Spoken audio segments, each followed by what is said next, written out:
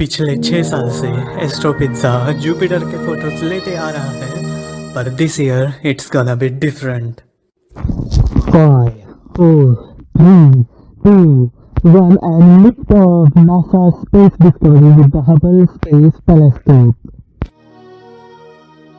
जब नासा ने अपना पहला स्पेस टेलीस्कोप लॉन्च किया, इसी टेलीस्कोप ने हमारे यूनिवर्स के सबसे बेहतरीन तस्वीरें खींची, जिनमें से गैलेक्सीज और हमारे फैमिली मेंबर्स, प्लैनेट्स। जी हाँ, और ये इमेज आप तो जानते ही होंगे। जी हाँ, प्लैनेट जुपिटर। और जुपिटर की सबसे खास बात उसका ग्रेट रेड स्पॉट।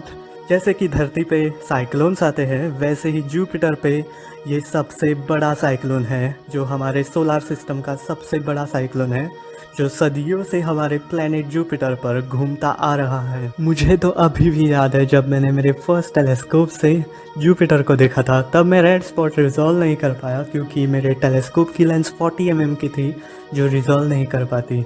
तो तभी मैंने स्कूल लैब लेंस से मैंने 50 mm का होममेड टेलीस्कोप बनाया, जिसमें से मैं जुपिटर और उसके चांद रिजॉल्व कर पाया। बट डिसअपॉइंटमेंट, और बाद में पता चला कि जुपिटर को देखने में हमें 90 mm से 100 mm तक का टेलीस्कोप चाहिए। तो इसीलिए मैंने बनाया मेरा फर्स्ट रिफ्लेक्टिंग टेलीस्कोप, और इसी टेलीस्कोप से हम कैप्चर करेंगे प्लैनेट जुपिटर। दरअसल प्लैनेट कैप्चर करने के लिए ये कैमरा यूज़ होता है, पर मेरे बैंक नंबर्स कुछ ठीक नहीं लग रहे, इसलिए मैं ये स्मार्टफोन यूज़ करूँगा। Anyway, let's get started.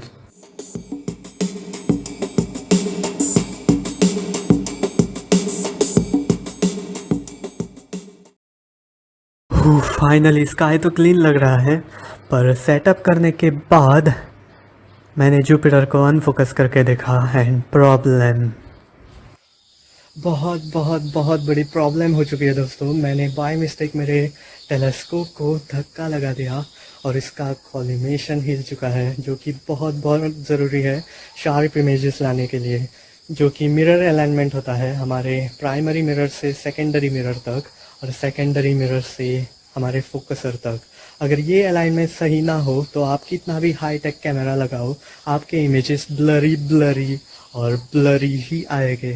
तो कॉलिमेशन कुछ ऐसा दिखना चाहिए था, तो इसी को ठीक करने के लिए मुझे टेलीस्कोप को ऑपरेशन थिएटर में ही लाना पड़ा। जी हाँ, कॉलिमेशन करने। तो कॉलिमेशन एक मिरर अलाइनमेंट होता है, ताकि हमारी लाइट सेंसर तक अच्छे से पहुँचे। तो फाइनली आफ्टर 2 आवर्स कॉलिमेशन मेरे मन के हिसाब से हो चुका है। तो मैं जब कॉलिमेशन कर रहा था, तब अचानक से ये हो गया, क्लाउड्स। हम आपका यज्ञ सफल नहीं होने देंगे। आज का तो मिशन कैंसिल करना पड़ा। वेल, जो भी हो अच्छा हो गया, क्योंकि रेड स्पॉट को आने में बहुत बहुत देर थी, क्योंकि जुपिटर को अपने एक्सिस पर रोटेट होने के लिए 8 घंटे लगते हैं। तो आज का मिशन कैंसिल होने के बाद मैं स्टेलारियम पर एक्लिप्स देखने बैठ गया, जो कि जुपिटर पे कभी कभी होते रहते हैं। The next day. तो फाइनली मैंने सेटअप कर लिया है, और अगर आपको डिटेल में जानकारी चाहिए तो मेरा प्रीवियस वीडियो देख सकते हैं। तो हमारा सब फाइनल स्टेप है जुपिटर को फील्ड ऑफ व्यू में लाना, यानी मेरे मोबाइल स्क्रीन पे। तो ना ही मेरे पास गो टू माउंट है, और ना ही ऑटोमेटेड टेलीस्कोप, पर मैन्युअली टेलीस्कोप सेट करने का मज़ा भी कुछ और है। और आप देख सकते हैं जुपिटर फील्ड ऑफ व्यू में आ चुका है। सब फाइनल स्टेप कंप्लीट, और आप देख सकते हैं जुपिटर ब्राइट है, और उसके साथ साथ जुपिटर के 4 मून्स है, जो कि उसके नेचुरल सैटेलाइट्स है। और ये देखो, चौथा भी आ गया। और अब ISO रिड्यूस करके जुपिटर को रीटारगेट करने के बाद हम देख सकते हैं जुपिटर के features. This is epic.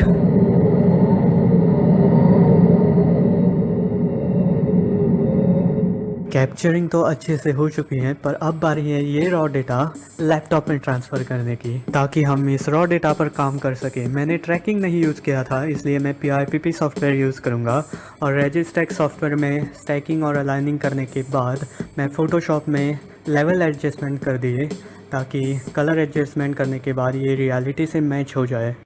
Mission Jupiter complete और हमें मिला है जुपिटर का ग्रेट रेड स्पॉट, जुपिटर के बहुत सारे क्लाउड बैंड्स भी और बहुत सारे छोटे छोटे फीचर्स, और ये सब हमने कंप्लीट कर लिया है बस 5,300 रुपये में, जो कि मेरे DIY टेलीस्कोप के 5,000 रुपये और स्मार्टफोन और टेलीस्कोप अटैच करने के एडाप्टर के 300 रुपये।